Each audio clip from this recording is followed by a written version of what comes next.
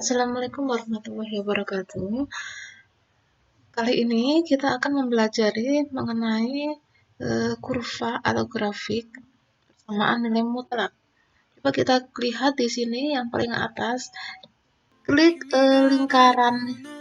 lingkaran yang di kiri, ya, di samping kiri ini untuk melihat grafiknya. Ini udah ada berwarna ya.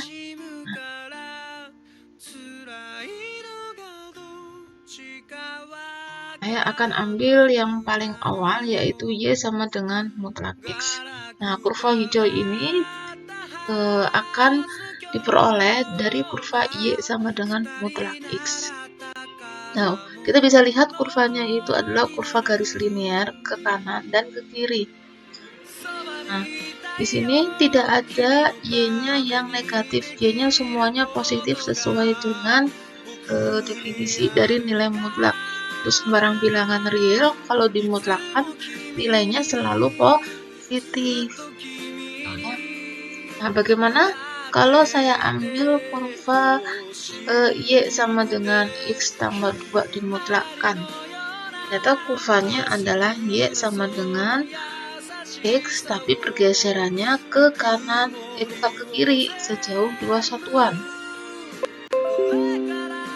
Gimana kalau kurvanya Y sama dengan mutlak X negatif 2? Maka kurvanya adalah kurva Y sama dengan mutlak X yang digeser ke kanan sejauh 2 satuan.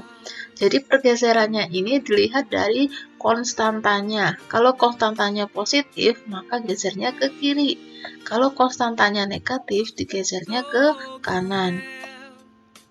Ya, bagaimana kalau kurvanya Y sama dengan X tambah 4? Ternyata pergeserannya ke kiri sejauh 4 satuan.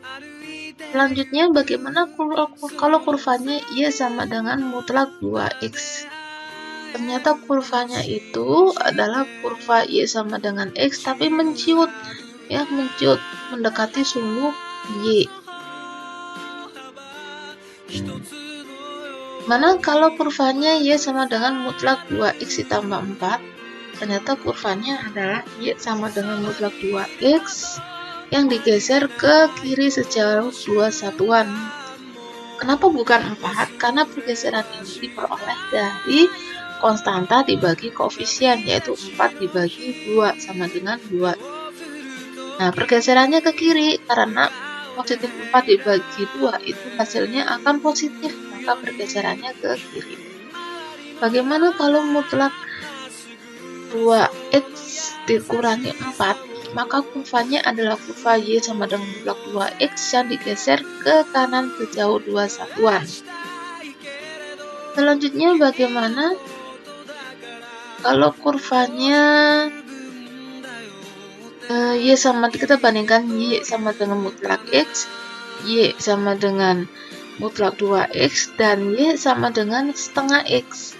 Nah, kita bisa membedakan di sini, ternyata kurvanya semakin besar koefisien X, maka kurvanya akan semakin melebar atau menjauhi sumbu Y.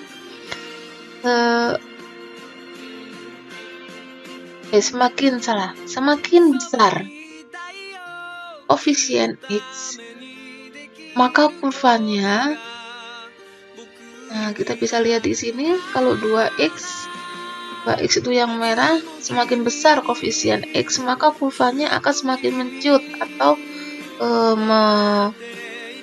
mendekati sumbu Y. Tapi semakin kecil sumbu semakin kecil koefisien X, maka kurvanya akan semakin melebar atau menjauhi sumbu Y. Kemudian saya hilangkan ini.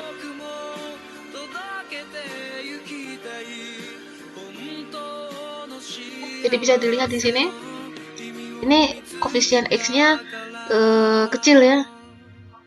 Nah, kemudian sedang, ini sedangnya di sini. Kemudian koefisien X-nya besar. Nah, bisa dilihat di situ. Selanjutnya kita bisa lihat lagi koefisien untuk grafik Y sama dengan mutlak setengah X ditambah 4. Nah, ini ya.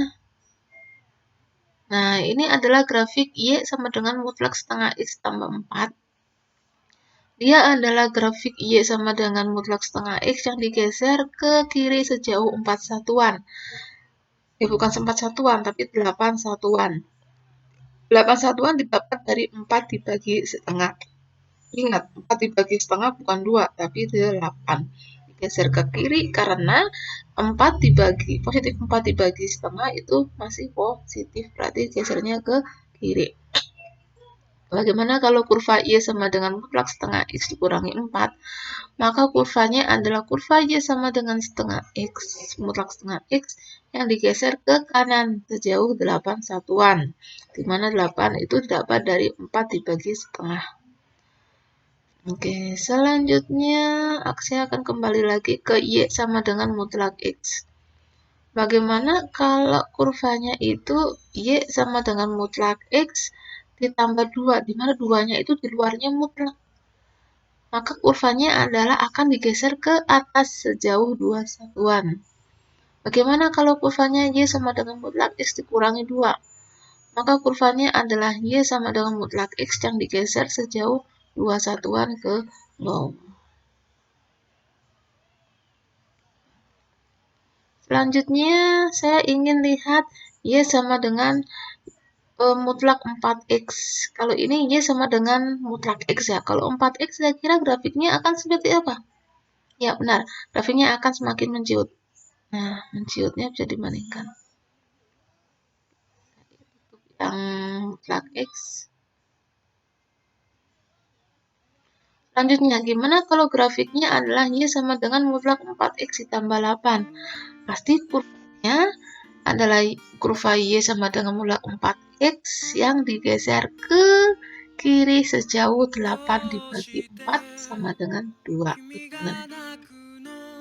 Bagaimana kalau kurva Y sama dengan mutlak 4X dikurangi 8? Maka kurvanya adalah mutlak kurva dari Y sama dengan mutlak 4X yang digeser ke kanan sejauh 8 dibagi 4 sama dengan 2 satuan ke kanan. Oke, saya tutup yang ini. Ini juga. Oke, kita perhatikan dulu untuk kurva Y sama dengan mutlak 4X ditambah 8. Bagaimana kalau ditambahi 3 di luar mutlak? Maka kurvanya adalah kurva Y sama dengan 4X plus 8 digeser ke atas sejauh 3 satuan. Bagaimana kalau dikurangi 3?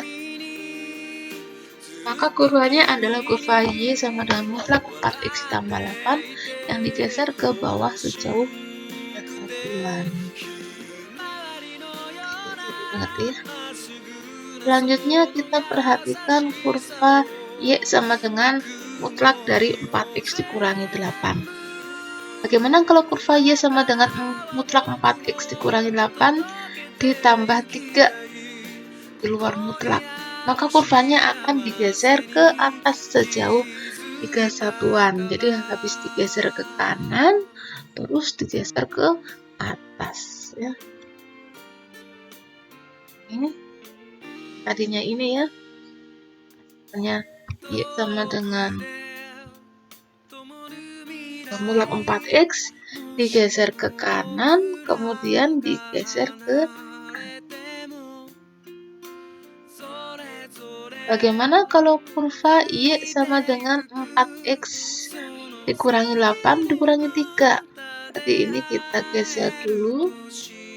Nah, geser ke kanan, terus digeser ke bawah. Nah, seperti itu. Oke, udah dipahami ya?